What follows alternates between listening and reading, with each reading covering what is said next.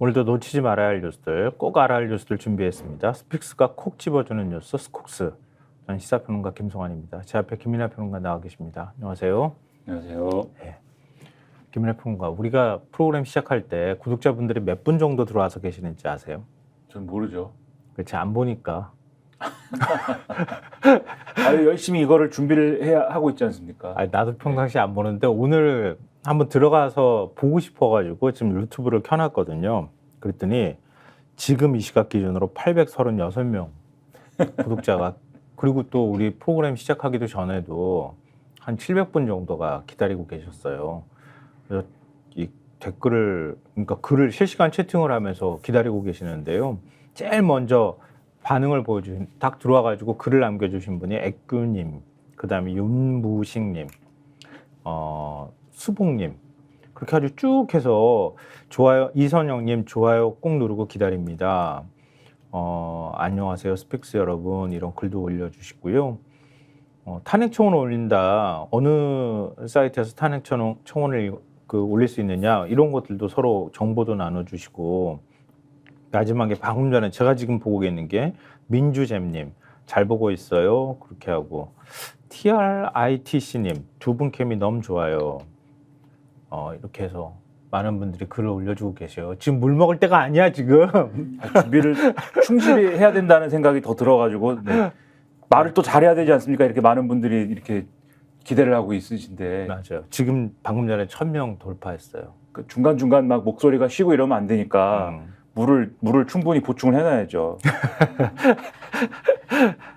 근데 우리가 지난번에도 얘기했잖아요. 구독자분들한테 살려주십시오. 그러면서 구독, 좋아요 많이 눌러주시고 동접자들도 홍보 좀 많이 해주십시오. 이렇게 말씀을 드렸는데 항상 이렇게 마음 한구석에 찜찜했어요. 이런 분들의 얘기를 좀 더 많이 전해드리면 좋겠다 이런 생각들을 늘 하거든요. 그리고 저희가 늘 아쉽다는 말씀만 드렸지만 실제로 들어와서 늘 봐주시는 구독자분들 그리고 어제도 그렇지만 늘 한 2만 명 정도는 봐주시거든요. 그런 분들한테 진심으로 감사하다는 말씀. 우리 인생에서 이렇게 많은 분들의 조명을 받을 기회가 그렇게 많지 않을 거 아니겠어요? 꼭 그 말씀을 드리고 싶다는 생각을 했어요. 감사합니다. 매우 감사드립니다. 그렇게 무미건조하게 좀 하지 말고. 감사합니다.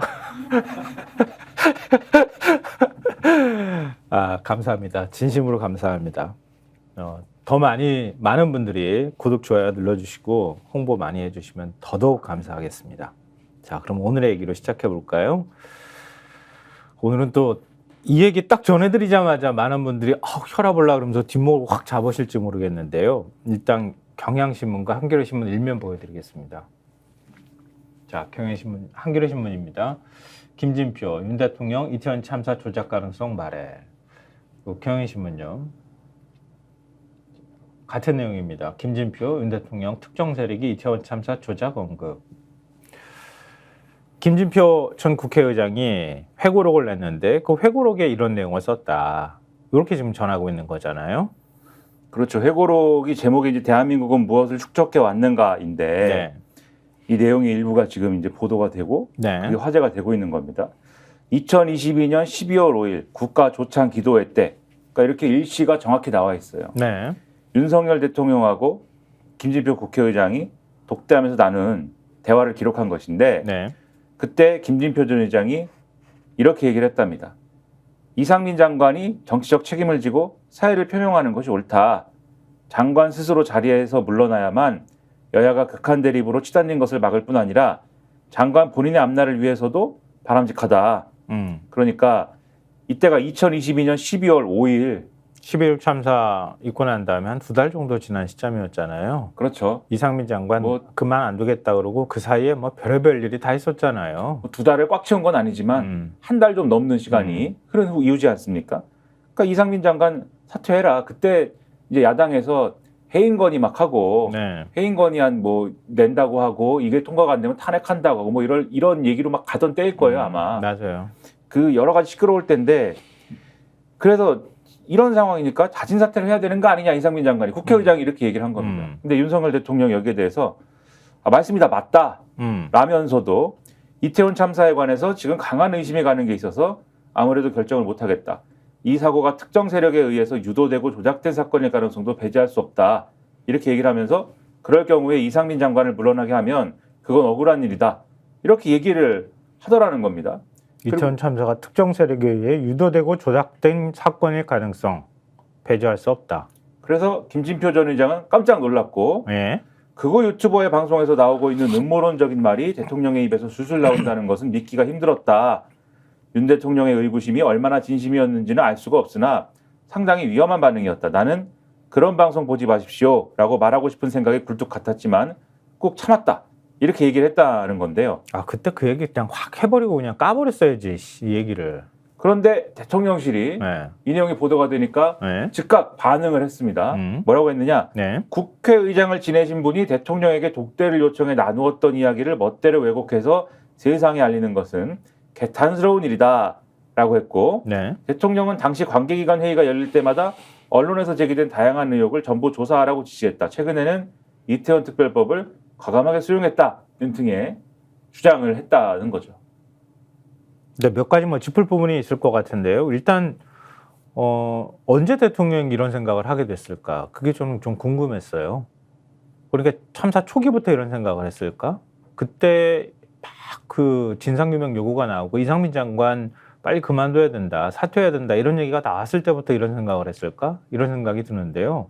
왜냐하면 이 얘기를 나눈 게 12월 5일이잖아요. 근데 12월 11일 날 야당 주도로 국회를 통과한 장관 해임 건의안이 있었거든요. 그 대통령이 사실상 거부를 했잖아요. 그러면은 최소한 12월 달에는 대통령이 그런 생각을 했다는 거잖아요. 그럼 11월 중에 어느 시점에선가 뭔가 이런 생각을 했다던가 아니면 참사 초기부터 이런 생각을 했다. 이렇게밖에 우리가 생각할 수가 없잖아요. 뭐 이건 뭐 합리적 추론일 수밖에 없을 것 같은데. 근데 그때부터 생각을 했다고 하면은 대통령이 참사 직후에 이런 얘기를 했잖아요. 책임 있는 사람한테 딱딱 책임을 물어야 된다. 이런 얘기를 했단 말이에요. 그게 11월 7일이에요. 국가안전 시스템 점검회의에서 책임이라고 하는 것은 있는 사람한테 딱딱 물어야 된다. 그러면서 이 장관 사퇴 요구 일축을 했거든요. 그러면은 더 합리적 추론을 하자면 참사 직후부터 이런 생각을 했을 가능성이 있다. 이렇게 봐야 되는 것 같거든요. 예를 들면 왜 하필이면 그 할로윈데 거기 가가지고 젊은이들이 그렇게 놀려고 그러다가 그러지 않았느냐. 이런 얘기를 하고 또 누가 의도적으로 밀었다고 하는 의혹이 제기가 됐었잖아요. 그러니까 그때부터 이런 생각을 대통령이 했을 수 있겠다라는 걸 우리가 생각해 볼 수 있단 말이에요. 그 점을 하나 생각할 수 있을 것 같고 또 하나는 대통령실이 해명이라고 내놓은 거예요. 아니 그런 대화를 나눈 적이 없다고 하면 되지. 그런 독대를 요청해서 나눴던 이야기를 왜곡해서 세상에 알린 것은 개탄스러운 일이다. 이렇게 얘기를 했는데 뭘 왜곡했다고 하는 건지 그런 얘기를 나눈 적이 있기는 있는 것인지 어떻게 왜곡했는지를 얘기를 해야 될 거 아니에요. 근데 그 이후에 이태원 특별법 수용한 거는 최근 일이잖아요. 그렇지 않아요? 거부권 행사 안 해가지고 수용한 거잖아요. 그러면 최근 일을 가지고 그때 상황을 역으로 설명한다고 하는 건 이건 말이 안 되는 거고 그렇잖아요. 그럼 대통령이 나눴다고 하는 얘기가 제가 볼 때는 김진표 국회의장의 얘기가 더 신빙성 있게 들리는 게 저 혼자만의 느낌일까요? 그렇지는 않은 것 같은데요. 김민하 평론가 생각은 어때요? 이게 그 당시에도 참사 직후에도 소위 말하는 이제 그거 유튜브라고 이 기사에서 표현했는데 그런 주장이 일각에서 막 나왔죠. 무슨 뭐 이 현장에 이태원 참사 현장에 무슨 뭐 민주노총 조합원이 있었다는 둥, 그 조합원이 뭘 뿌렸다는 둥, 무슨 뭐 각시탈이 뭐 어쨌다는 둥 등등등 뭐 얘기 있지 않습니까? 그런 얘기들이 막 나왔는데 그런 얘기들은 늘 소위 말하는 온라인상에서 뜬소문처럼 루머로 이렇게 재생산되고 그 루머를 유튜브의 형태로 막 얘기를 해서 돈을 버는 세력이 있는 거고 또 그런 일들을 막 하고 있는 게 오늘날의 세상이지 않습니까? 분향소 있는데 막 근데 우수나 극우 있는 사람들이 가가지고 막 모욕 주고 그랬잖아요. 근데 그런 사람들이 있는데 최소한 그런 얘기를 하는 사람들이 있으면은 그것도 이제 문제 제기하고 그런 걸 하지 못하게 해야 되겠지만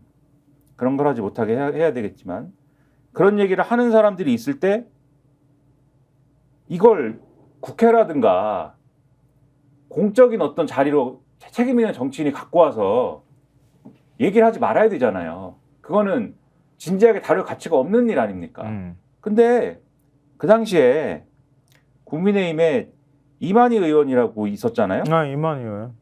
그분이 이 2022년 11월 이 기사를 보면은 11월 7일인데 국회 행안위 현안 질의를 하면서 PPT까지 만들어가지고 이 음모론을 현안 질의랍시고 막 해요. 민주노총과 관련된 사람들이 있었고 각시탈을 쓰고 있는 이름모를 누군가가 뭐 있었고 그러니까 이런 사람들이 특정 정당 관계자였고 이런 사람들이 개입한 거 아니냐 뭐 이런 등등 얘기를 막 경찰한테 질의를 막 합니다. 그 대통령의 책임이라고 하는 건 있는 사람한테 딱딱 물어야 된다고 얘기한 바로 그날이잖아요. 그 현안 질의가. 그러니까 이 여당의 의원이 이런 걸 막 질의를 막 했어요.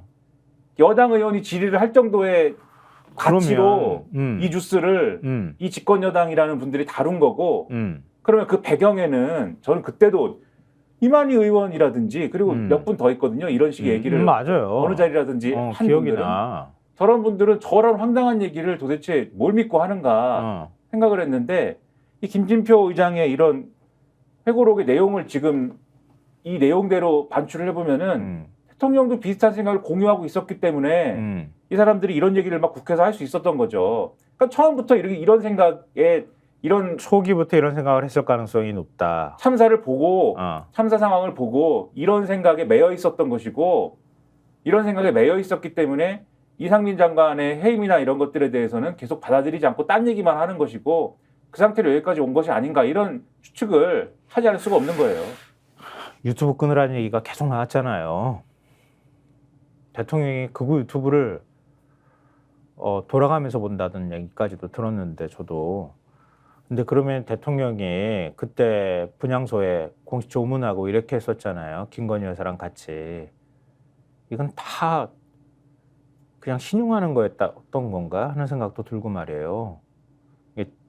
대통령실의 해명을 봐도 해명이 안 되는 해명을 하고 있고 말도 안 되는 얘기를 하고 있는 건데. 그럼 대통령실이 대통령한테 그럼 정확히 그때 뭐라고 말씀하셨습니까?라고 확인은 했는지 궁금합니다. 왜냐하면은 이게 다 무슨 뭐 외국이고 뭐 어쩌고 이렇게 얘기를 하려면은 아까 말씀하신 대로 대통령이 실제 얘기한 건 이런 내용이었습니다라고 하는 게 있어야 되잖아요. 그 김진표 국회의장이 뭐 더 얘기하지 않겠다는 식의 뭐 얘기를 했다고 하는 것 같은데 보니까. 그러니까 대통령실은 대통령이 뭐라고 얘기했는지는 없고 국회의장까지 지낸 김진표 전 의장이 책에다가 날짜하고 장소까지 정확하게 지목을 해서 쓴 내용에 대해서 이게 개탄스러운 왜곡이다라고 하면서 그게 개탄스러운 왜곡인지에 대한 근거도 지금 못 되는 거지 않습니까? 이후에 우리가 이렇게 그러니까요. 많은 노력도 했는데 왜 그런 얘기를 하십니까? 뭐 이 정도 수준인 것이지. 뭐 그 이후 일이고 그때 대통령이 어떻게 했느냐가 중요한 거니까. 그래서 그 확인을 했냐고요. 대통령한테 참모라는 사람이 대변인이 한 거지 않습니까? 이 해명을. 난 못했을 것 같아. 대변인실이 한 거지 않습니까? 뭐 확인을 하고 지금 얘기하는 겁니까? 혹시 이런 그때 얘기가 나오면은 최소한 확인을 해보든지 대통령한테. 못한다니까 무서워서.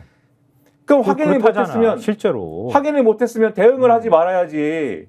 무슨 얘기를 하는데 아무 근거도 없이 이게 심지어는 이 김진표 의장이 이 당시에 이 얘기를 듣고 황당했을 거 아닙니까? 그렇죠. 황당해서 어디 적어놓은 거를 지금 이제 그 책에다 쓴 거잖아요. 이 얘기를 이제 다른 사람들한테도 하지 않았겠어요? 그렇죠. 박홍근 의원이 당시 원내대표지 않았습니까? 네. 박홍근 의원이 이 당시 이 페이스북에 썼는데 이렇게 얘기한 거에 대해서 용산 대통령실이 강력히 부인했지만 과연 윤석열 대통령 당당할까? 당시 원내 일당의 원내대표로서 수시로 국회의장을 만났던 저는 특히 이태원 참사 책임자로 지명된 이상민 장관이 사퇴하지 않자 대통령에게 해임 요구에 이어서 탄핵까지 연이어 강력히 추진했던 그런 상황이었기 때문에 윤 대통령을 설득하려 했던 김진표 전 의장의 노력을 익히 알고 있다. 그래서 자주 만나거나 통화를 했는데 그전부터 윤 대통령과 나눴던 대화의 내용을 있는 그대로 자신에게 공유를 해주더라. 그래서 그때 그 당시에 이 윤 대통령하고 국회의장단이 첫 만찬을 한 이후에 다음날 오전까지 30분가량 통화를 했는데 그때 대통령과의 대화 내용이나 특히 개별적으로 따로 나눈 내용까지 세세히 알려줘서 그 기록을 내가 다 가지고 있다. 그래서 그 내용이 지금 이제 회고록에 쓴 내용도 자기가 그때 들어서 메모장에 적어놓은 게 남아 있다. 그럼 박홍근 의원이 까면 되겠구만. 갖고 있지는 말고. 사실은 어느 정도 좀 대통령이니까 존중해주는 차원도 있고 뭐 일종의 뭐 백브리핑이라고도 얘기하고 그러잖아요. 그러니까 속내를 좀 툭 터놓고 얘기하는 건데 그걸 바깥으로 다 드러내기가 어려웠을 수는 있을 것 같아요. 근데 이왕 국회의장이 다 까버렸잖아. 대통령실에서 왜곡했다고 멋대로 하고 그렇게 했다고 얘기를 하고 있으니 박홍근 의원이 갖고 있는 수첩에 있는 거 다 까면 되겠구만. 그래서 메모에 있다 이렇게 주장한 거예요. 이 내용은 메모에 있는 내용이고 회고록 내용과 같은 내용이다. 그러니까 김진표 의장이 거짓말하는 게 아니다. 그 당시에 김진표 의장으로부터 들었다 나는. 대통령의 사고를 우리가 어떻게 이해를 해야 될지 잘 모르겠어요. 그 이후에 사실은 공산 전체주의 세력부터 시작해서 얼마나 많은 일이 있었어요. 야당을 적대시하거나 그리고 또 어떤 국정 운영을 하는 데 있어서 참모들 얘기 듣지 않고 극히 일부 비선들하고 얘기를 나눈다거나 이런 흔적들이 곳곳에서 나오잖아요. 즉흥적으로 뭔가를 지시를 내리거나 이런 것들을. 그러니까 그런 게 이런 맥락에서 다 시작되는 것이 아닌가? 애초부터 머리가 좀 삐뚤어져 있는 거 아닌가 이런 생각을 좀 하게 돼요. 이게 그 당시에 이런 음모론들 있지 않습니까? 아까 말씀드린 무슨 각시탈 얘기, 금속노조 얘기 이런 것들 대통령이라는 직위에 있으면은 경찰이 정보 라인도 있고 실제로 이 사안에 대해서 수사도 했는데 심지어 무혐의 처벌하고 막 이랬거든요. 그 당시에 무슨 뭐 각시탈 뭐 이런 심지어 떠밀었다는 것도 그것도 아니었잖아. 그렇죠. 그러면 어느 정도 파악할 수 있는 위치예요. 이 정도 이 12월이 됐든 아니면 뭐 그 이후에라도 이게 근거가 없다는 걸 파악할 수 있는 위치인데 그런 보고나 그런 신호는 무시하는 거예요. 공적 라인에서 보고하는 것은 그렇지. 상식적으로 우리가 합리적으로 이게 맞아라고 판단할 수 있는 거는 지금 대통령이 무시하는 것이고 다 마찬가지 아닙니까? 왜 상식적이고 합리적으로 일을 풀어가면 되는데 대통령은 왜 저렇게 할까? 의문을 계속 우리가 갖게 되잖아요. 네. 여당에 대해서도 왜 저렇게 할까? 한동훈 전 위원장하고 왜 싸울까? 김경률 이 전 비대위원을 손 한 번 들어줬다고 해서 저게 반란을 일으키는 거야라고 생각하는 그게 뭘까? 아 배우자가 말이 앙뚜아네트라고 얘기를 하니까 해병대 수사단이 이첩을 강행했다고 해서 해병대 전체가 나에게 뭔가 반란 일으키는 것인가? 이렇게 생각하게 되는 그 과정은 뭐냐? 저것들이 나한테 반란을 일으켜. 그러니까 이거는 공식 라인이나 또 공적으로 제기하는 어떤 내용들에 대해서 일반적으로 불신하는 것이고 이러한 것을 불신하는 건 어떤 걸 보여주는 거냐면 제가 볼 때는 윤석열 대통령은 굉장히 편집증적으로 통치를 하고 있는 거예요. 그게 여기서도 이런 단면이 저는 드러나는 거다 이런 생각이 드는 겁니다. 그리고 이 편집증적인 통치 방식은 사실은 해외에서 사례를 보면은 과거에 장기 독재를 냈던 독재자들이 많이 하는 생각이에요. 네. 이런 생각을 버려야죠. 왜 망상이 시달리는 거지. 저게 나한테 와가지고 혹시 동무준 뭐를 주지 않을까? 빨리 은수저 꽂아봐. 그렇죠. 저것들이 어디 가서 딴 걸 하는 거 아닐까? 배후는 누구지? 배후는 어디까지 연결돼 있는 거지? 북한인가? 공산주의자들인가? 의심된다. 과대망상에 분노 조절 장애에 여러 가지 것들이 겹쳤는데 우리 어제도 얘기했잖아요. 대통령의 마음 치료부터 영부인을 하셔야 된다. 영부인이 자기가 뭐 하늘이 무너지는 것 같은 그걸 윤 대통령 때문에 그런 거에 시달렸나? 그런 건가? 뭐 그랬다고 하는데 누가 누구의 원인인지는 제가 모르겠는데 뭐 나도 알아가지고 얘기하는 건 아니야. 서로 힘든 것 같기도 하고 그러니까 이거 하면서 야 이걸 어떻게 해석을 해야 되나? 근데 이게 일종의 하인리 법칙일 수도 있어요. 전전 현상일 수도 아니 이미 전조가 아니지 이거는 너무 많이 나타났기 때문에. 하여튼 대통령의 이해할 수 없는 국정운영 방식을 또 지적한 신문들이 있습니다. 한겨레 신문 일면 보여주십시오. 야 방통위 위법 운영, 김홍일 탄핵안 발의 이렇게 이제 기사 제목은 이거 왜 그 대통령의 국정운영 스타일하고 연결이 되지 이렇게 생각하시는 분들이 있겠지만 방통위원회를 그동안에 5인 체제로 운영하는 일종의 독임제 기구가 아니라 합의제 기구로 뒀던 거잖아요. 그러니까 왜냐하면 방송을 규제할 수 있는 권한을 갖고 있는 기관이기 때문에 그러니까 최소한 이거는 위원회 성격으로 해서 합의제 회의체 형식으로 만들어 둬야 한다. 그래야 공이 여야 몫으로 다 들어와 가지고 사람들이 거기에서 뭔가를 이렇게 합의를 도출을 하고 이것 자체가 사실은 우리 사회가 만들어 놓은 가장 기본적인 틀인 거잖아요. 내 멋대로 휘두르지 말라는 뜻이거든. 권력으로부터 독립돼 있고 중립적이고 공정하게 어떤 판단을 내리라고 하는 의미에서 기구를 이렇게 만들어놨는데 윤석열 대통령은 야당목 운영도 안 하고 그러면서 지금 2인 체제로 계속 운영하는 거잖아요. 그 운영을 하다가 결국 우리 석박지 검사 임명한 거 아닙니까? 자기가 제일 존경하는 그런 검사를 방통위원장한테 덜컥 앉혀놨는데 야당이 야 이제는 도저히 안 되겠다. 탄핵안 발의해야 되겠다. 야 5당이 그렇게 결정했다는 거잖아요. 그렇죠. 너 오늘 왜 이렇게 한 템포씩 늦는 거야 진짜? 왜 그러는 거예요? 느림의 미학이라는 게 또 있습니다. 네. 엇박자라든가 뭐 이런 것도 네. 어떤 그런 그렇죠. 우리 있어요. 그렇죠. 네. 그런 흥겨움이 있습니다. 예. 흥겹게 네. 더불어민주당, 조국혁신당, 진보당, 사회민주당, 새로운 미래 네, 이렇게 새로운 미래가 있네요. 네. 있죠. 김종민 의원이 있으니까. 근데 이 새로운 미래 출신들이 방송 나와서 새로운 미래 타이틀을 하나도 안 다루고 있다는 얘기가 들려요. 김종민 의원도 진로를 굉장히 많이 여러 시나리오를 고민하고 있다는 얘기도 있고. 높이기 위해서 열심히 노력하신다는 얘기가 있고. 네, 여러 하여튼. 진로를 고민하고 있다. 네. 어쨌든 야 5당이 방송통신위원회를 위법하게 운영해 직권을 남용하고 있다라면서 김홍일 방통위원장 탄핵소추안을 발의를 했다라는 거고요. 그러면은 6월 임시국회 회기 7월 4일까지 이 임시국회 회기인데 다음 달 3일 또는 4일 탄핵소추안을 표결할 방침이다라고 합니다. 방통위는 28일에 전체회의를 열어서 KBS, MBC, EBS 등 공영방송 이사 선임 계획을 의결하겠다 이렇게 공지를 한 상황입니다. 네. 일단 무슨 이유로 탄핵을 하겠다는 것이냐 노정면 원내대변인이 설명을 했습니다. 이 민주당 원내대변인. 네. 지금 2인 체제인 방통위에서 2명의 위원만으로 중요 의결이 이뤄지는 상황 자체가 위법이고 직권남용이다라고 설명을 했고요.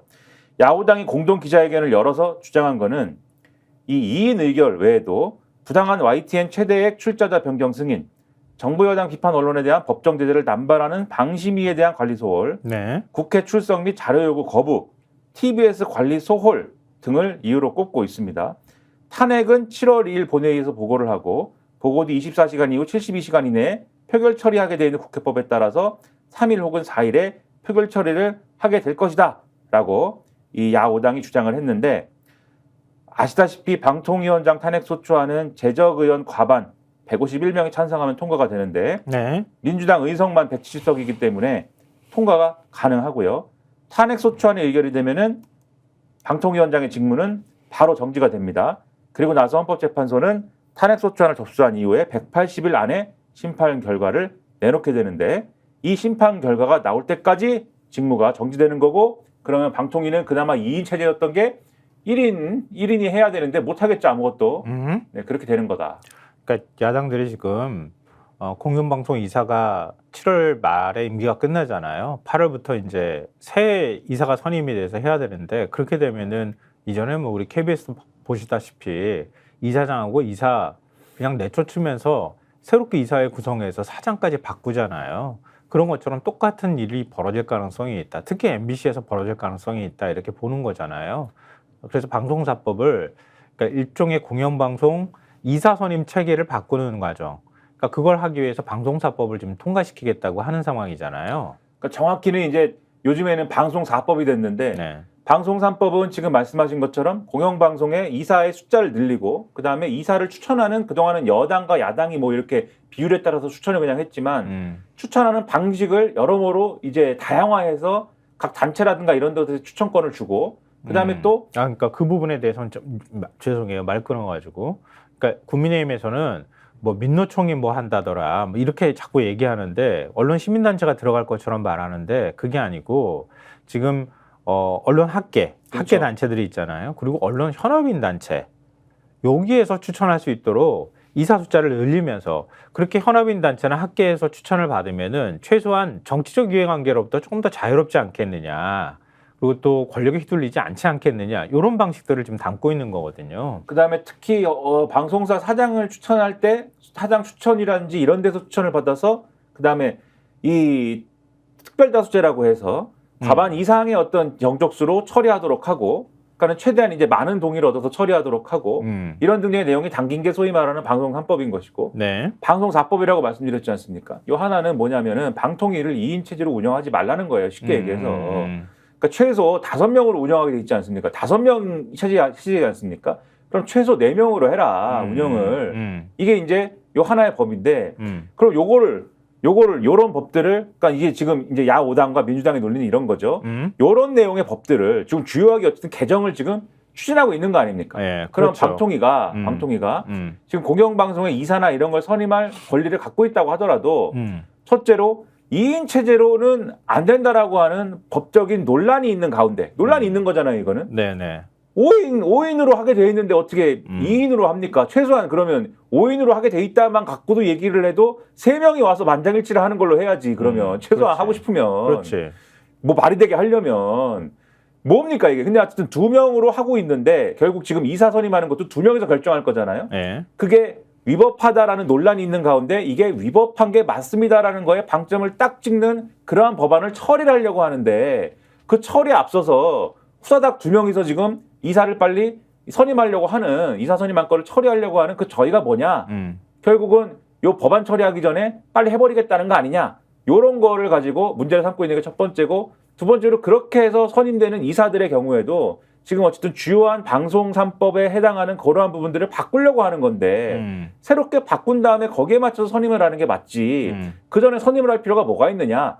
만약에 긴급하게 정말 이게 만약에 이사 선임이 안 돼서 방송이 다 멈춰버린다든지 그런 거면 또 모르겠다. 그런데 지금 뭐 관련 법을 다 찾아보면은 특히 방문진 이런 데는 예를 들면은 이사의 임기가 만료됐을 경우에 이사들이 임기가 만료됐으니까 이제 아무런 권한이 없습니다. 이렇게 되느냐. 그게 아니라 임기가 만료됐는데 후임이 선출이 안 됐을 경우에는 계속 그 직무를 수행하게 돼 있다. 네. 그러니까 긴급한 필요도 없는데 기다리면 되는데 왜 이렇게 군사작전 하듯이 이 회의를 빨리 잡아서 처리하려고 하느냐. 결국은 방송 장악을 빨리 하고 싶어서 아니냐. 이게 이제 야5당과 민주당의 논리인 거죠. 그러니까 민주당에서 방송사법 처리하려고 속도를 내니까 김홍일 방통위원장은 28일 날, 그러니까 오늘 전체회의를 열어서 공영방송 이사 선임 계획을 의결하겠다고 공지를 했어요. 그리고 그 보통 이제 회의는 수요일에 열리는데 전체의 일정을 지금 다음 주에 있을 회의를 앞당겨서 열고 그 다음에 이사 선임 절차에 들어가겠다. 선임 절차도 앞당기겠다. 이러는 상황이기 때문에 야당으로서 할 수 있는 방법은 결국은 직무정지시키는 것밖에 없다. 그러면서 탄핵안을 발의하는 이런 이제 순서로 지금 그 논쟁이 진행되고 있다. 이렇게 보시면 될 것 같아요. 보니까. 근데 이걸로 끝날 것 같지가 않은데 중앙일보 일면 한번 보여주십시오. 관련 내용은 거의 똑같은데요. 시각만 좀 엇갈리는 건데 탄핵 전에 사퇴 가능성 이렇게 제목을 뽑아놨어요. 그 이동관 방통위원장 때랑 똑같은 일이 벌어질 가능성이 있다고 하는 거잖아요. 그렇죠. 그래서 이제 여기 보면은 이 일각에선 본회의 의결, 그러니까 탄핵안에 대한 탄핵소추안에 대한 본회의 의결이 가시화할 경우 김홍일 위원장의 직무정지를 피하기 위한 자진 사퇴 가능성도 언급된다. 이렇게 돼 있어요. 그리고 그동안 이 얘기가 쭉 됐던 게 헌법재판소 아까 말씀드린 것처럼 헌법재판소 탄핵심판 전까지 권한행사가 정지가 되기 때문에 이 경우 방통위는 의사정족수를 채우지 못해 의결에 차질이 발생한다. 결국 현재 방문진의 야권 우위 구조를 유지하기 위해서 김홍일 위원장의 탄핵을 강행하는 거 아니냐라는 지적이 국민의힘 쪽에서 나오고 있는데 그걸 미루어 볼 때 이런 대응을 할 수도 있다라고 이제 관측을 하고 있는 거거든요. 그러면 두 얘기를 합쳐보면 어떻게 됩니까? 빨리 이사 선임이나 이런 것들에 대한 안건을 막 의결을 해버린 다음에 탄핵소추안 처리가 임박한 상황에서 사퇴를 해버리는 거죠. 그리고 윤석열 대통령은 새로운 사람을 임명하고 권한대행 체제로 지금 부위원장이 위원장 대행하게 해서 혼자서 다 하게 해버리는 거지. 재빨리 사표를 수리하고 혼자서 좀 있어봐. 일단 안건은 중요한 안건은 처리가 2인 체제에서 처리를 했으니까 혼자 좀 버티고 있어봐. 이런 다음에 또 새로운 사람이 또 방송에도 관심이 없고 통신에도 관심이 없는 새로운 분이 와가지고 방통위원장을 함내하면서 청문회를 또 치르고 이렇게 가겠다는 거죠. 이번엔 깍두기를 하면 되지. 석박지 했으니까. 깍두기로. 근데 지금 탄핵안이 국회 본회의 보고되는 게 7월 2일 본회의 보고를 하고요. 24시간 이후 72시간 이내 이게 이제 법에 이렇게 돼 있거든요. 표결을 하도록 돼 있기 때문에 국회법에 3일 또는 4일 표결 처리를 하게 될 것 같다고 하거든요. 그러니까 그 전에 공영방송 이사를 지금 다 선임을 해야 되는데 이렇게 돼버리면은 날짜가 한 4월밖에 안 남게 돼요. 그러니까 과연 그 기간 동안에 이런 이제 속전속결로 이사를 임명하는지 안 하는지 좀 보면 어떨까 싶습니다. 네, 얘기하다 보니까 시간을 너무 많이 잡아먹어가지고 그 다음에 속도를 좀 더 내보면 어떨까 싶은데요. 또 뭐 아까도 우리 이제 윤 대통령의 사고를 도저히 이해할 수가 없다 이 사람은. 근데 그런 얘기를 했는데 또 그게 이제 최상병 특검과 관련되는 문제 여기와도 똑같이 또 연결이 되잖아요. 한겨레신문 신면 보여주십시오. 그러니까 우리 어제도 얘기하고 계속 얘기하는 게 뭐냐면은 지금 훈련병에서 얼차려 봤다가 훈련소에서 얼차려 봤던 훈련병이 사망하는 사건이 있었잖아요. 근데 그 사망 사건에 그때 이제 중대장은 지금 구속된 상태잖아요. 그 사건에 대해서 그럼 군 수사기관은 어떻게 처리를 했을까? 이걸 들여다본 거잖아요. 그랬더니 대통령이 뭐 경로했다고 얘기하는 게 해병대 수사단은 군 경찰법도 그렇고 군사보험법 봐도 그렇지만 그냥 수사권이 없는 거니까 그냥 경찰이 이첩하라고 했는데 왜 자꾸 혐의를 적시하냐고 그렇게 얘기를 했다는 거잖아요. 근데 이 사건 같은 경우에는 다 했다며 또. 추미애 의원실이 국방부 육군본부로부터 답변을 받아서 보니까 이 훈련병 사망사고 수사단장이 자신의 권한으로 사건을 지난달 28일 강원 경찰청으로 이첩을 했는데 국방부가 이렇게 설명을 했다고 합니다. 군사법원법 228조 등에 의거해서 수사부대장이 사망 원인이 되는 범죄 정황을 인지해서 경찰에 이첩을 했다. 그리고 이첩 보고서에는 혐의자와 혐의 내용도 적시가 됐다. 수사단장은 규정을 위반해 군기훈련을 시켜 훈련병을 사망하게 한 혐의를 저지른 자로 중대장과 부중대장을 특정했다. 이들에게는 업무상 과실치사, 직권남용 가혹행위 등이 적용이 된다면서 구체적인 혐의명도 적시를 했다. 여기에 대해서 국방부 관계자는 법대로 원칙대로 잘한 것이다. 네, 라고 얘기했다. 잘한 거다. 이렇게 해야 된다. 그건 최상병은 왜 그렇게 했어?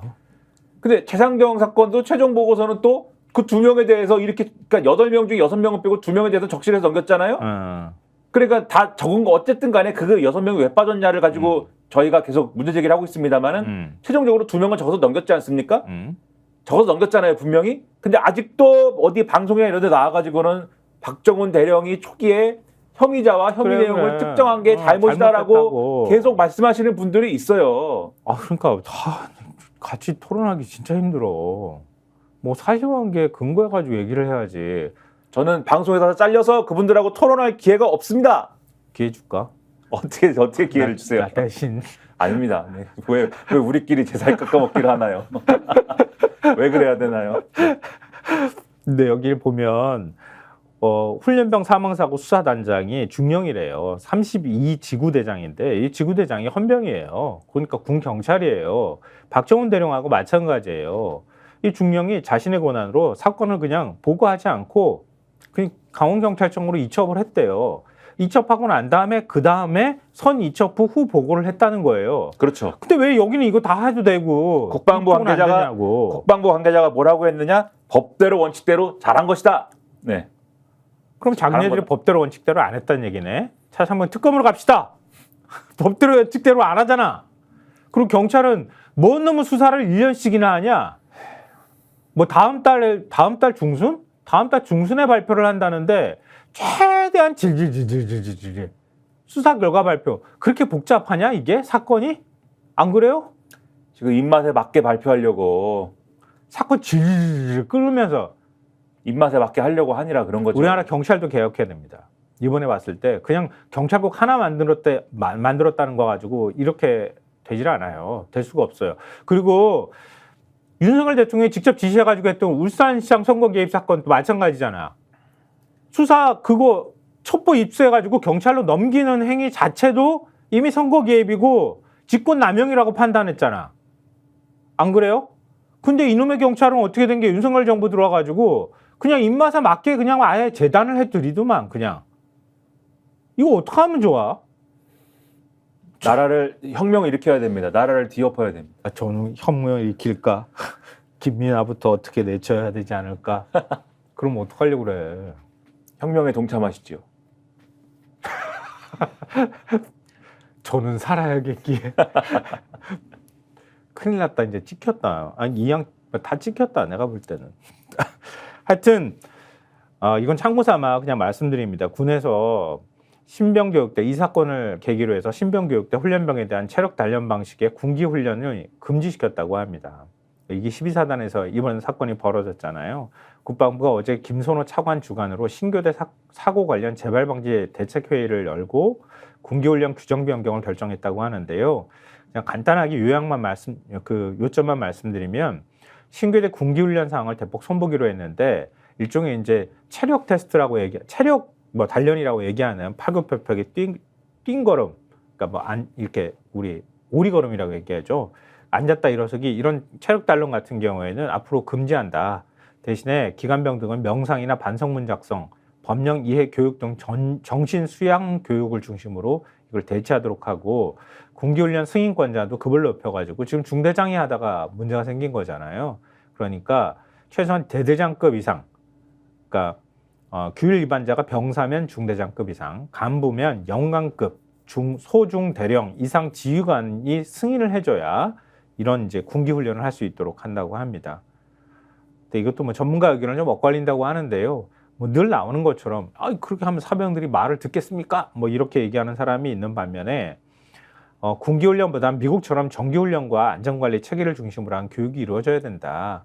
군기훈련이 그동안은 규정이 없어서 이렇게 한 게 아니잖아. 이번에도 규정을 지키지 않았기 때문에 문제가 되는 거니까 군기훈련 자체의 방식을 막 타이어 끌고 완전군장 해가지고 운동장 뺑뺑이 돌리고 이런 방식이 아니라 훈련을 더 심하게 할 수도 있겠지. 더 엄격하게 훈련할 수도 있겠지. 이런 방식으로 하면 되지 않겠느냐 이런 의견도 나온다고 합니다. 자, 그래서 한겨레신문 사설 보여드리겠습니다. 우리 앞에 내용을 이렇게 정리하는 거라고 할 수 있는데요. 점입가경 통화기록, 최상병 국조특권 미룰 수 없다 이렇게 얘기를 하는데 어제 것하고 같이 상기시키면서 생각하시면 될 것 같아요. 통화 내역이 그냥 쫙 공개되고 있잖아요. 네, 끝이 없어요. 통화 기록이 나온다. 왜 너무 전화를 이렇게 우리도 입이 아파서 말 못하겠어 진짜. 뭔 전화를 다들 이렇게 했습니까? 전화를. 그러니까 뭔 놈의 다른 것도 좀 이렇게 해보지. 아유 진짜. 전화를 근데 다 얘기해서 말씀드릴 필요가 없을 것 같아. 전화를 말이죠. 전화를 갖다가 이렇게 열심히들 하셔가지고 어제도 JTBC가 단독 이래가지고 낸 기사가 제목이 간섭 안 했다더니 회수 그날 조태용과 오간 전화 최소 10차례 이렇습니다. 그러니까 조태용 국가안보실장도 국회에서 자다는 간섭도 안 하고 몰랐습니다 이랬는데 이날 여기저기 열심히 전화를 했어요. 뭘 이렇게 북한이 탄도미사일 쏴도 이렇게 통화하려나 모르겠다. 내가 볼 때는 안 할 것 같다. 아니 그러니까 말이에요. 심지어 이분 같은 경우에는 지난해 8월에 국회에 나와가지고 VIP 경로설이나 이런 것들에 대해서 7월 31일에 대통령에게 최상병권을 보고하지 않았다고 얘기를 하면서 대통령께서 그런 디테일을 파악하실 만큼 한가하신 분도 아니라고 생각합니다. 이렇게 답도 했는데 대통령실 고위 관계자가 MBC와의 통화에서 또 대통령이 수사 결과를 보고 받았다고 얘기를 하고 서로 말도 안 맞아요 또. 통화는 이렇게 많이 하고 서로 말은 안 맞고 이 엉망진창이 왜 됐겠습니까? 대통령이 다 밀어붙이고 대통령이 하라고 그래서 하고 대통령이 다 중간중간 딱딱 집어서 여기 해야 되고 저거 해야 되고 요렇게 해야 되고 지시를 했으니까 이렇게 다 안 맞게 되는 거죠. 저놈이 내 말 안 들으면 어떡하나. 저놈이 혹시 반기를 들면 어떡하나. 그래서 직접 만기칠남으로 직접 다 전화하고 다 대통령이 지시를 하니까 그리고 또 말 안 들으면 저 XX 잘라버려. 이게 습관적으로 그런다잖아. 그러니까 얼마나 다 쫄았겠어. 난리가 난 거지. 그러니까 말이에요. 그러니까 어떻게 누가 누구하고 전화를 했다는 새로운 내용이 어떻게 맨날 이렇게 단독이 나와가지고 여기서 다 소개도 못해요 이제. 이게 이렇게까지 해야 될 상황인가 모르겠네요. 이젠 국조도 가고요. 특검도 가는 거 외에는 달리 방법이 없습니다. 막을 방법도 없고요. 심지어는 대통령 문고리가 그렇죠. 부속실장이 국가안보실장하고 통화한 흔적까지 나온 상황이잖아요. 이걸 어떻게 감당하려는지 모르겠네요. 자, 9시 11분입니다. 뒤쪽은 조금 더 속도를 내야 될 것 같습니다. 여기까지 일단은 하고요. 이것도 다 사실 이게 R&D 예산을 정부에서 복구한다고 그랬잖아요. 더 화끈하게 늘리겠다고 얘기했는데요. 그 그림이 공개가 됐습니다. 조삼모사도 아니고 조삼모삼 같은데 모르겠습니다. 네. 조삼모삼. 그렇지. 그 정도 수준이라고 생각이 되는데 이것도 대통령의 머리에서 시작된 거잖아요. 대통령이 그놈의 예의 카르텔 얘기하면서 벌어진 사단이잖아요.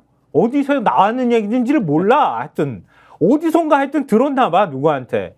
그래서 밑을 막 쪼아대니까 밑에서 막 난리가 났잖아요. 뒤집어졌잖아. 그래서 이 사단이 벌어진 건데 뒤늦게 지금 뒷수습을 하고 있는 상황이에요. 조선일보 일면 보여주십시오.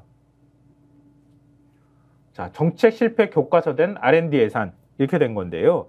정부가 내년 R&D 예산을 올해보다 2조 9천억 원, 13.2% 늘어난 24조 8천억 원으로 책정했다. 조선일보가 전하고 있고요. 왜 전하고 있다는 말씀은 좀 이따 드리겠습니다. 2023년과 비교하면 1,000억 증가했다.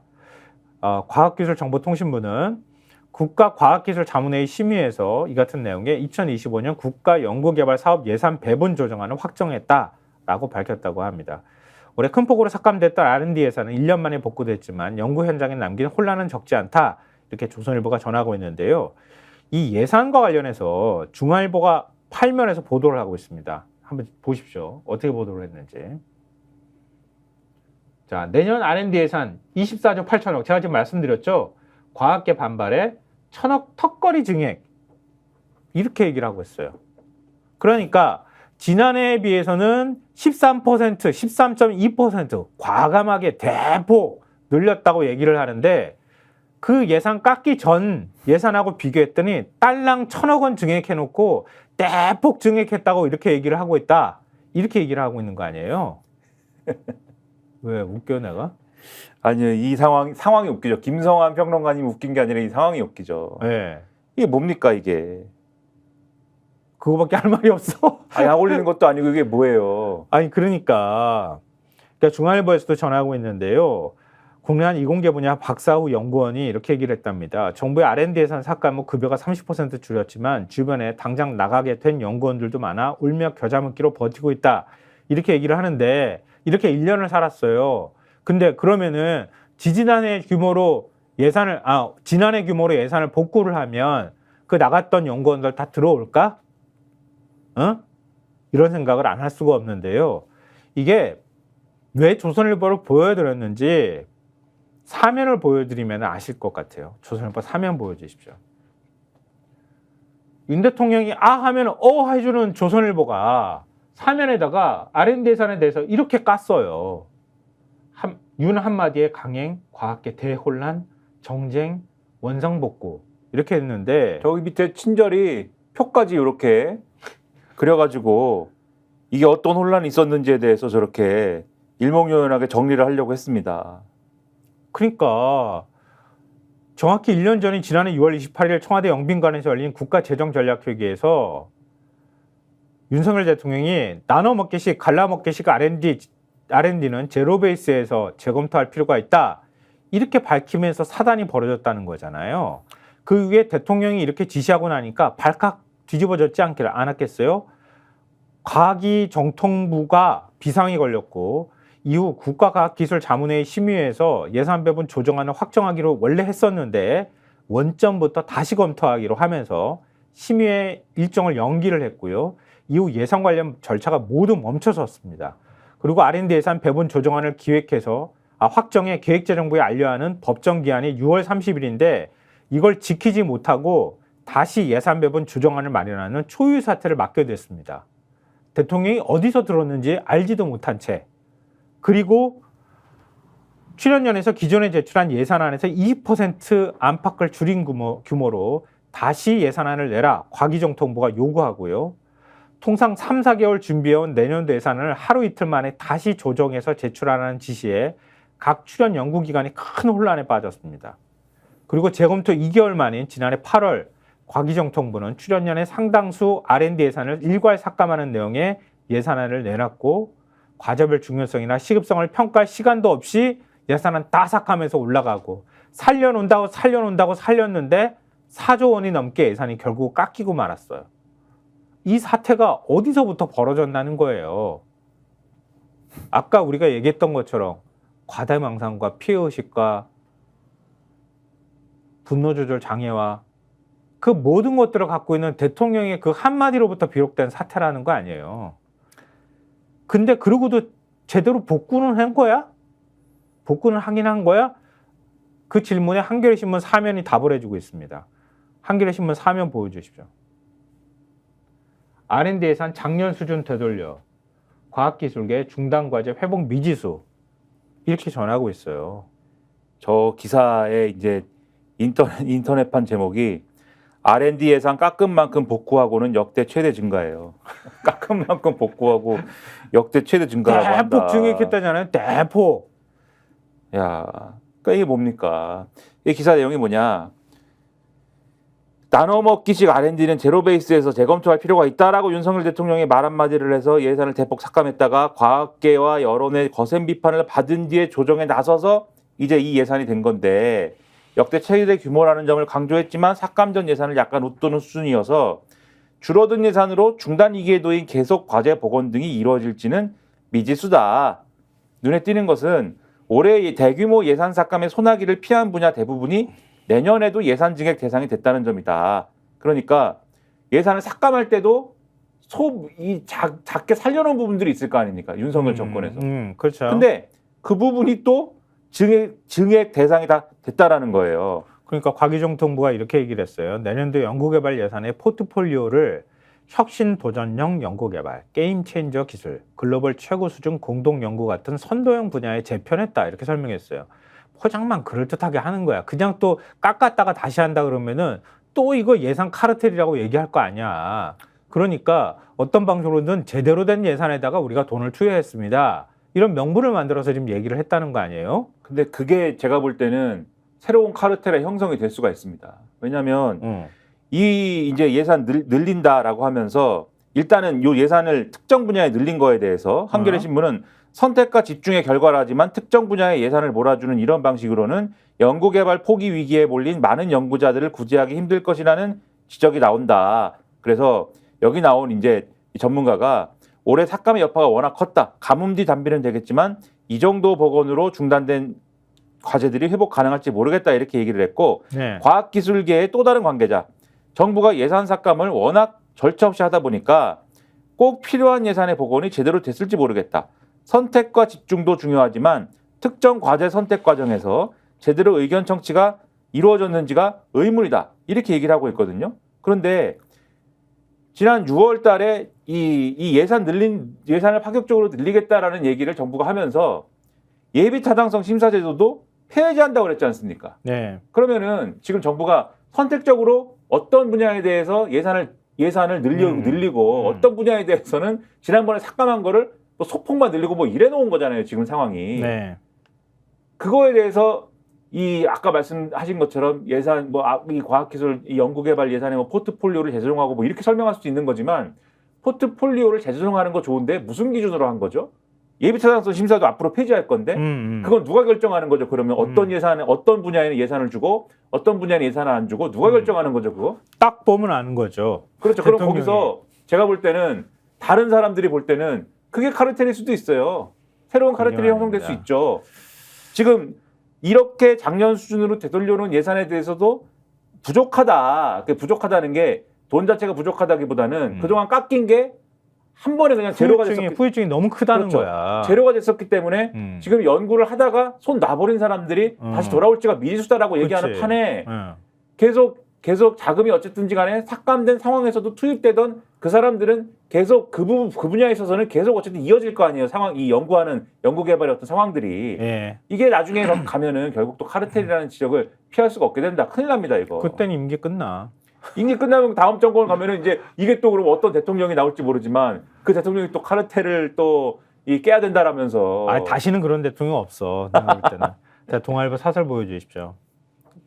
보수신문 사설도 이렇게 지적하고 있어요. 생태계 망치고 R&D 예산 원점, 급조된 부실 사업으로는 걸러내야. 뭐 뒷부분에 걸러내야 한다는 얘기는 그냥 명분상 얘기하는 거에 가깝다 이렇게 생각이 드는데요. 근데 여기 사설에서도 이렇게 얘기하고 있어요. 외환 이게 글로벌 금융위기 때도 늘렸던 R&D 예산을 1991년 이후 33년 만에 처음 줄인 부작용은 적지 않았다. 대학에 배당되는 연구비들이 20%가량 일괄 삭감되면서 많은 대학원생, 연구원들이 연구실을 떠나야 했고 장기 투자가 필요한 기초과학 연구가 멈춰서는 일도 곳곳에서 벌어졌다. 그런 점에서 내년 예산 복구 증액은 당연한 일이다. 다만 적절한 곳에 제대로 투입됐는지는 따져봐야 한다. 이번에 정부는 인공지능 반도체, 양자, 첨단 바이오 3대 분야의 내년 주요 R&D 예산의 14%를 몰아주기로 했다. 또 이들 분야 R&D 속도를 높이기 위해 500억 원 이상 예산이 들 때 받아야 하는 예타 조사까지 면제해준다. 대통령이 R&D 국제협력을 강조한 뒤 한 주도 만에 외국 연구자와 공동 연구 기획을 만드는 등 급조된 부실 항목이 우려된다는 말도 나왔다. 이 예산은 아주 크게 늘렸다면서 또 그것도 막 조단이 들어간다며. 요즘 분위기에서 막 이러면 의심된단 말이에요. 요즘 같은 분위기에서. 그러니까 뭐가 있나? 대통령이 과시형으로 외국에 나가가지고 해외 나가서 우리가 지원해줄게 이런 예산을 몇 조씩 늘리잖아요. 이런 예산도 역시 마찬가지고 대통령이 자기 과시하기 위해서 국정 운영하냐고. 아니 2,000명 의상 증원 얘기해놓고 덜컥 던져놓고 난 다음에 지금 예산이 계속 그 건보 재정에서 1조 원 정도 들어갔다며 지금. 조단이 돈 들어가는 게 아무것도 아니야. 그래놓고 감세를 하겠다고 또 내 마음대로 세금 다 깎아줘. 이런 일들이 지금 벌어지고 있는 거예요. 오죽하면 보수신문들이 이렇게 지적하겠습니까? 근데 이게 여기서 끝이 아니라는 거예요. 오늘 신문에 나오는 게. 경향신문 1면 보여주십시오. 이르면 2026년부터 유보통합. 유보통합은 아실 것 같아요. 지금 이조 교육부 장관이 어제 정부 서울청사에서 브리핑을 열고 유보통합 실행 계획을 발표를 했어요. 유보통합은 유치원과 어린이집으로 이원화되어 있는 영유아 보육 교육 체계를 통합하는 걸 말합니다. 교육부는 지난해 1월 유보통합 추진단을 발족해서 유보통합 방안을 논의해 왔는데요. 그거를 발표한 겁니다. 근데 올해 하반기부터 100곳 내외로 영유아 시범학교를 시작해서 2027년 3,100곳까지 확대할 계획인데 시범기관에는 희망하는 영유아 누구나 기본 8시간에 더해 아침, 저녁 맞춤형 돌봄 추가 4시간 등 최대 12시간을 이용할 수 있다고 합니다. 그러니까 윤 대통령이 저출산 대책으로 내놨던 거 그런 거 있잖아요. 밤에도 아이 돌볼 수 있는 뭐 이런 책이 만들어진다고 얘기하는 거에 연장선이라고 생각하시면 될 것 같은데요. 맞벌이 부부, 자영업자 등 다양한 돌봄 수요에 대응해서 방학 중 공립유치원 운영 학급을 확대하고 토요일이나 휴일에도 돌봄을 제공하는 거점 기관도 운영을 한다고 합니다. 돌봄 수요가 적은 지역은 2025년부터 거점 돌봄 기관을 지정해서 시범 운영할 계획이고요. 교사 대 영유아 비율도 개선을 해서 교사 대 영유아 비율이 현재 1대 3인 0세 반은 1대 2로 3세에서 5세 반은 평균 1대 12에서 1대 8을 목표로 과밀학급을 해소하겠다고 했다고 합니다. 특수교육 대상 영유아도 통합 지원하는데 2027년까지 매년 유치원 특수학급 80개, 장애아 전문, 통합 어린이집 80곳을 신설하겠다고 밝혔다고 합니다. 근데 이 계획을 발표를 했는데 이거는 제대로 된 계획이 맞아요? 이거는 맞습니까? 이런 질문을 안 할 수가 없잖아요. 경향신문 2면 보여주십시오. 연 2조 원 이상 드는 유보통합 재원 마련하는 흐릿. 이게 뭐예요? 이게 뭡니까? 유보통합하면 교사들을 통합하는 어린이집 교사하고 유치원 교사 통합하려고 하면 거기에 드는 비용도 있잖아요. 그리고 또 유치원 어린이집을 통합해가지고 개설을 하고 그러는데 시설비나 이런 것들도 많이 들 거 아니에요. 근데 재원 마련 방안은 제대로 발표를 안 했어요. 그렇죠. 이게 기사에 이렇게 돼 있어요. 유보통합 도입의 필요성에는 공감대가 이루어진 상태다. 다만 재원 확보 방안이 가장 큰 장벽이다. 올해 유치원 어린이집에 들어간 예산 17조 1,000억 원 규모다. 출생아 감소 추세를 감안하더라도 유보통합이 되면 연간 최소 2조 원 이상의 추가 재정이 필요할 것으로 보인다. 보육을 담당했던 지자체의 보육사업 예산을 유보통합에 얹는 과정도 간단치 않다. 감세 기조를 이어가면서 기존 예산을 조정하려는 움직임에도 반발이 거세다. 매해 내국세의 20.79%가 배정되는 지방교육재정 교부금을 유보통합 재원으로 쓰자는 주장이 꾸준히 나오고 있지만 교육계가 반대하고 있다. 유보통합을 하면서 단계적 무상교육을 시행하고 교사 대 학생 수를 현재 평균 1대 12에서 1대 8까지 줄인다고 했기 때문에 재원 마련 필요성은 더 커졌다. 이 재원이 더 들어갈 수밖에 없는 계획을 지금 내놨어요. 네. 이게 유보통합을 하더라도 돈이 그러면 안 들어가는 계획을 내놓든지 근데 돈이 더 들어갈 수밖에 없는 계획을 내놨단 말이에요. 돈은 안 들어가는 계획이 어디 있어요, 사실은. 그렇죠. 없지만 그런 여러 계획 중에서도 돈이 들어갈 수밖에 없는 걸 내놨다는 게 제가 볼 때는 핵심이에요. 더 들어갈 수밖에 없어요, 이 계획은. 네. 그런데 정부는 이날 구체적인 재원 마련 방안을 내놓지는 않았다. 이조 교육부 장관은 이날 정부 서울청사에서 열린 브리핑에서 교육 돌봄 책임 특별회계를 신설하겠다고만 했을 뿐 재원 확보 대책을 묻는 질문에는 관계부처 협의 중 연말까지 마련하겠다. 다양한 재원을 마련하려고 노력 중이다. 라고만 답했다. 어디서 재원이 나와? 물어보고 싶어. 어디서 재원이 나오냐고. 석유에서 2,000조가 나옵니다. 석유에서 분명히 나옵니다. 석유. 5개는 뚫어봐야 되는데. 일단 2,000조가 나온다. 10개 뚫어서 모자랄 수도 있다는데. 그것도 돈을 2,000조. 들이는 거잖아요. 돈을 버는 게 아니라. 2,000조가 나와도 그중에 상당 부분은 이제 외국계 회사에 줘야 될 것이고 그 얼마나 남는지. 네. 석유공사에 빚 갚고 이러면은 동아일보 14면에서도요. 재원도 명칭도 못 정한 채 1년 미룬 유보통합. 미뤘다고 했어요. 1년도. 재원도 못 정하고 명칭도 정하지도 못했대요. 그리고 유보통합 자체도 1년 미뤘어요. 왜냐하면은 유보통합이 그게 쉬운 일은 아니거든요. 이걸 지금까지 하자고 했는데 못한 이유가 있어요. 김영삼 정부 시절부터 했다는 건데 지금까지도 못한 거잖아요. 그 이유가 있는 거잖아요. 그러면 굉장히 치밀하게 대책을 세우고 재원 마련 방안까지도 고민하고 난 다음에 대책을 차근차근 실행해 나가야 되잖아요. 더군다나 유치원 교사하고 어린이집 교사 자격이 다르잖아요. 그렇죠. 지금. 그게 또 굉장히 중요한 쟁점 중에 하나입니다. 그러니까 학교 예를 들면서 기간제 교사를 학교 정규직 교사랑 그냥 동일하게 대우하겠습니다. 비정규직에 정규직화하겠습니다. 이렇게 했더니 현직 교사들이 난리가 났잖아요.